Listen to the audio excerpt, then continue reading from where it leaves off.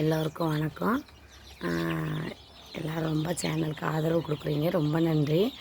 நானும் உங்களை மாதிரியே நிறைய யூடியூப்பை பார்த்து நிறைய விஷயங்கள் தெரிஞ்சுக்கிட்டேன். ஏன்னா நான் எல்லாருக்கும் சொல்கிற அட்வைஸ் என்னென்னா, அட்வைஸ் சொல்லக்கூடாது, ஆனால் சொல்லணும் போல் தோணுது. ஏன்னா நான் யூடியூப்பை மட்டும் பார்த்து யாரும் கோழி வளர்க்காதீங்க. அதாவது நீங்களே யூடியூப் பார்த்துருக்கீங்க, அப்புறம் எதுக்கு அந்த வார்த்தை சொல்கிறீங்கன்னு சொல்லாதீங்க. அதாவது என்ன சொல்கிறதுனா, யூடியூப்பை மட்டுமே பார்த்து யாரும் கோழி வளர்க்க ஆரம்பிக்காதீங்க. ஏன்னா யூடியூப் வந்து அவங்கவுங்க ஸ்டைலில், அதாவது என்ன சொல்கிறதுனா, நான் இப்போ போடுற வீடியோனா ஏன் ஸ்டைலில் நான் வளர்த்து சக்ஸஸ் பண்ணி வீடியோ போடுறேன். அதை நீங்கள் இப்படி பண்ணுங்கள் அப்படி பண்ணுங்கன்னு நம்ம சொல்கிறோம். அதாவது நான் அவங்கவுங்க என்ன சொல்கிறேன்னா, அனுபவ ரீதியாக ரொம்ப முக்கியம். அவங்க சூழ்நிலை, அவங்கவுங்க பராமரிப்பு, இதுதான் ரொம்ப முக்கியம். ஏன்னா அவங்கவுங்க சுச்சுவேஷன் அவங்கவுங்களுக்கு தான் தெரியும். அவங்கவுங்க கூடோட அமைப்பு அவங்கவுங்களுக்கு தான் தெரியும். நம்ம வேறு மாதிரி கூண்டு அமைப்பை வச்சுருப்போம். ஆனால் நம்ம வந்து சரி அவங்க சொன்னாங்களேன்னு சொல்லி செய்வோம், ஆனால் ஃபெயிலியர் ஆகிடும்.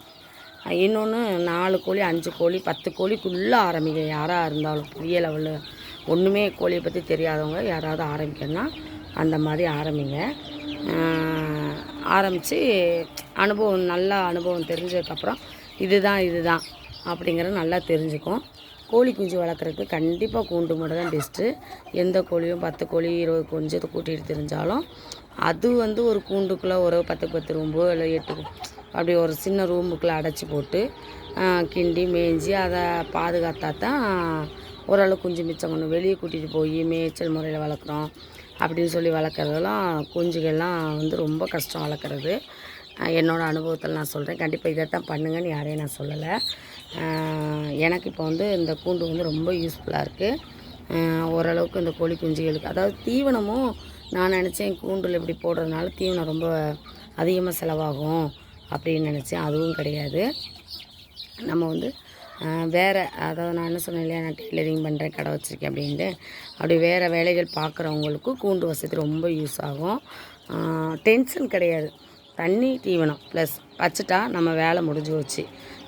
கொஞ்சம் நேரம் பட்னியாகவும் போடுறேன்னா போட்டுட்டு அதுக்கப்புறம் வச்சா கொஞ்சம் ஆரோக்கியமாக இருக்குங்கிறது என்னோடய ஃபீலு. ஒரேடியாக சாப்பிட்டுக்கிட்டு இருக்கு, ஆனால் சாப்பிடுது, கொஞ்சம் ரெஸ்ட் எடுக்குது, தீவனம்லாம் மிச்சம்லாம் இருக்குது. இருந்தாலும் கரண்ட் பண்ணாமல் கொஞ்சம் நேரம், அதாவது நைட்டு மட்டும் கொஞ்சம் பட்னியாக போட்டு தான் காலையில் தீவனத்தை போடுறேன். அதனால தான் ஒரு போல் சாப்பிடுது. அந்த செட்டில் மட்டும் நைட்டு வந்து தீவனம் கொஞ்சம் மிச்சம் இருந்துச்சு. அதனால் காலையில் இன்ட்ரெஸ்ட்டாக தீவனம் சாப்பிடல. பாட்டாக இருக்குது. அதாவது ஒரு கோழி குஞ்சு வேறு இடத்துக்கு போகாது, ஃபுல்லாக போயிட்டு 1 2 3 4 5 பார்ட் இருக்குது. ரொம்ப நல்லாயிருக்கு. வெளியே கொஞ்சம் மேய்ஞ்ச கோழி குஞ்சுகளை மட்டும் உள்ளே விட்டதுனால ஒன்றுக்கு ஒன்று கொத்திக்கிட்டு சண்டை போடுதுங்க. அதைகளை பார்த்து வெளியே விட்டுக்கிட்டு இருக்கேன். இல்லை கூண்டில் தனியாக மாற்றிக்கிட்டு இருக்கேன். கொஞ்சம் கவனமாக பாருங்கள். அதுமாதிரி காலையில் வந்தோடனே நம்ம வெளியே, இதில் என்ன பெனிஃபிட்னா, வெளியே வந்து நம்ம வந்து மேய்ச்சல் முறையில் வளர்க்கும்போது அந்த கோழி குன்னுனாலோ அல்லது வேறு ஏதாவது பிரச்சனைனாலோ எங்கேயாவது தள்ளி போய் நின்றுக்கும், நம்ம பார்க்க முடியாது தீவனம் போடும்போது. இது என்ன செய்யுதுன்னா, காலையில் வந்தோடனே தீவனத்துக்கு வேகமாக மற்ற கோழி குஞ்சு அலையுது. அது மட்டும் ஒரு முக்கில் நின்று தூங்குது. ஏன்னா எனக்கு கூண்டு அமைப்பு மாற்றவுமே தினம் ஒரு கோழி குஞ்சு கொஞ்சம் வித்தியாசமாக தெரிஞ்சு அதிகமாக தீவனம் எடுத்துகிட்டு செரிமானத்தன்மை இல்லாமல் வெயில் அதிகமாக இருக்குது. இந்த தடுக்கு எல்லாமே போடுற மேலே இன்னும் வேறு ஏதாவது போடணும் செட்டுக்குள்ளங்கிறதுனால வெயில் அதிகமாகவே வருது. கொஞ்சம் அதுக்கு பராமரிப்பு பண்ணணும். ஓரளவுக்கு நல்லா போயிட்டுருக்குங்க. என்ன சொல்கிறேன்னு தெரில, ஓரளவுக்கு போகுது. தீவன செலவு அதிகமாகிட்டே இருக்குது. சேல்ஸ் நான் பண்ண அவ்வளோவா இல்லை, அதனால் அப்படி இருக்குது. அடுத்தடுத்து வரும்போது செட் ஆகிரும். ஆனால் டக்குன்னு பெருசாகுதுங்க. ரொம்ப சந்தோஷமாகவும் இருக்குது. கொஞ்ச நாள் தான் ஆச்சு. மேலே இருக்கிறது பாருங்கள், பொட்டை கொஞ்சம் மட்டும் விட்டுருக்கேன், நான் சொல்லலையா. அதுலேயும், அதாவது நம்ம தீவனம் போடுறோம் வளர்க்குறோங்கிறது ஒரு பெரிய விஷயம் கிடையாது. அதுலேயும் கொஞ்சம் டெக்னாலஜி யூஸ் பண்ணுறது பெஸ்ட்டுன்னு நினைக்கிறேன். பொட்டை குஞ்சு எல்லாம் நம்ம வந்து உள்ளே விட்டுட்டேன் பாருங்கள்.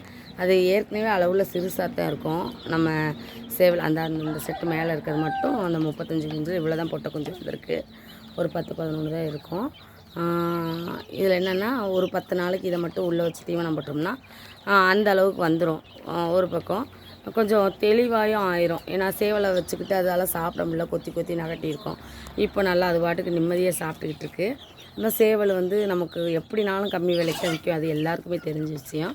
அதனால் வெளி மேய்ச்சலுக்கு மேய்ஞ்சி கொஞ்சம் மட்டும் தீவனம் கொடுக்குற மாதிரி நான் செட் பண்ணியிருக்கேன். அதனால் நமக்கு செலவு இல்லை. நல்லா இன்னும் ஒரு வாரத்தில் பாருங்கள் நல்லாவே பெருசாகும். தயவுசெய்து யாரும் போட்ட குஞ்சுகளையே எடுத்து போடுறாங்க, இது வந்து மறுபடியும் வாங்கி விட்ருக்காங்கலாம் யாரும் நினைக்க வேணாம். ஒரு கோழி குஞ்சு கூட நான் வெளியே இருந்து வாங்கி விடலை. அந்த 4 கோழி 5 கோழியில் பெருகினது தான் எனக்கு. இதைத்தான் நான் நிறைய பேர் சொல்கிறாங்க, நான் கேள்விப்பட்டிருக்கேன். ஆனால் நான் அனுபவத்தில் நான் தெரிஞ்சுக்கிட்டதாக தான். எந்த கோழி குஞ்சுமே நான் வெளியே இருந்து வாங்கி விடலை. என்னோடதில் டக்கு டக்குன்னு பெருகினதாக ஃபுல்லாக பாதுகாப்பு பண்ணேன். அதுதான் என்னோடய முழு வேலையாக கொஞ்சம் இருந்தது. இப்போ எனக்கு டென்ஷன் குறைஞ்சிருச்சு. நான் வந்து அடுத்த அடையும் வைக்கலை. ஏன்னா சேவல் வந்து பெரிய சேவல் வந்து விற்றுட்டேன். 4-5 குஞ்சு தான் இருக்குது. வீட்டு தேவைக்கு முட்டையை எடுத்துக்கிட்டு வச்சுருக்கேன். 2 கோழி அதுவாக தனியாக படுத்துருந்துச்சு, வச்சுருக்கேன். எப்படி பொரிக்குதுங்கிறது தெரில. இந்த வெயிலுக்கு ரொம்ப பொரிப்புத்தன்மை ரொம்ப கம்மியாக இருந்துச்சு.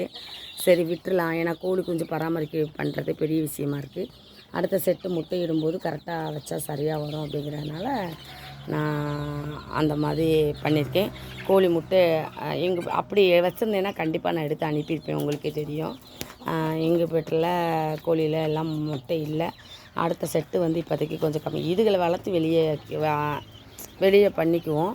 அது மாதிரி வெளி மேய்ச்சலுக்கு ஒரு 50 கோழி இருக்கும்போது கொஞ்சம் பயமாகவே இருக்குது, நிறையா இருக்குது.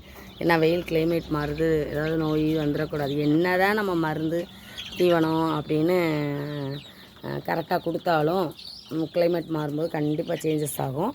தண்ணியை மாற்றி மாற்றி கொடுக்காதீங்க யாருமே. ஒரே தண்ணியை கொடுங்க. சுட வச்சு கொடுக்கணும்னு அவசியம் கிடையாது. நான் வந்து ஃபஸ்ட் நாள்லேருந்து சுட வச்சு கொடுக்க மாட்டேன். ஒரு 10 நாளைக்கு குளுக்கோஸ் தண்ணி மட்டும் கொடுப்பேன். இந்த குஞ்சுக்கு அங்கேருந்து இடம் மாற்றி வந்ததுனால கொஞ்சமும் தெளிவாகவே ஆகலை. கோழி குஞ்சுக்கு வந்து இடம் மாறும்போது ஒரு 4-5 நாளைக்கு வந்து தீவனம் ஒழுங்காக எடுக்காது. அதனால் 1 வாரம் ஆகும்.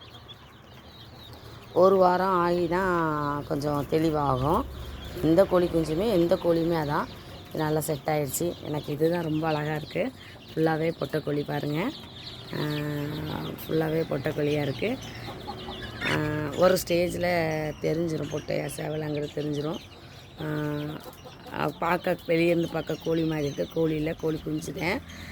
இதுதான் எனக்கு வந்து அடுத்த செட்டு, அதாவது என்ன சொல்கிறது, முட்டையிடுறதுக்காக தேர்ந்தெடுத்து வச்சுருக்க அடுத்த செட்டு எனக்கு. இதுக்கு வந்தால் தான். இதுக்கு முன்னாடி ஒரு செட்டு வெளியே தெரியுது விடையா, அதெல்லாம் ஒரு மாதத்தில் முட்டையிட்டுரும். இதுக்கு 2 மாதம் ஆகணும். இப்படி பார்க்கும்போது ரொம்ப அழகாக இருக்குது. அதுதான் இது நம்மளே வளர்த்து நம்மளே இவ்வளோ இதாக கொண்டு வந்துட்டோங்கிறது கொஞ்சம் ரொம்ப இதாக தான் இருக்குது. பார்க்கலாங்க, எல்லாம் நல்லபடியாக போயிட்டுருக்கு. சரி, யாருனாலும் ஏதாவது கூண்டிங்க வாங்கினீங்க, வேறு ஏதாவது ஹெல்ப்னால் எனக்கு கமெண்டில் போடுங்க. என்னோடய அனுபவத்தை கண்டிப்பாக நான் எல்லாரோட ஷேர் பண்ணிக்க விரும்புகிறேன். என்னை மட்டும் பார்த்து வளர்க்காதீங்க, உங்கள் அனுபவம் மெயினுங்கிறது தான். என்னையும் கிடையாது, யூடியூப்பை மட்டும் யாரும் நம்பி. ஆனால் யூடியூப்பை பார்க்காதீங்கன்னு நான் சொல்ல மாட்டேன். ஏன்னா ஒரு சில இப்போ எனக்குமே ஏதாவது ஒன்று ஆச்சுன்னா யார்ட்டையும் கேட்குறத விட யூடியூப்குள்ளே தான் போய் என்ன பண்ணலான்னு பார்ப்பேன். எதுக்காகனா இதுதான் நமக்கு தெரியாத விஷயங்கள் நிறைய பேர்கிட்ட இருக்கும் இல்லையா, அதை நம்ம எடுத்துக்கணும். கண்டிப்பாக அவங்கள மட்டும் ஃபாலோ பண்ணி நீங்கள் பண்ணாதீங்க. ரொம்ப நன்றி, உங்களோட ஷேர் பண்ணிக்கிட்டு ரொம்ப நன்றி. ஆதரவு கொடுத்ததுக்கு ரொம்ப நன்றி.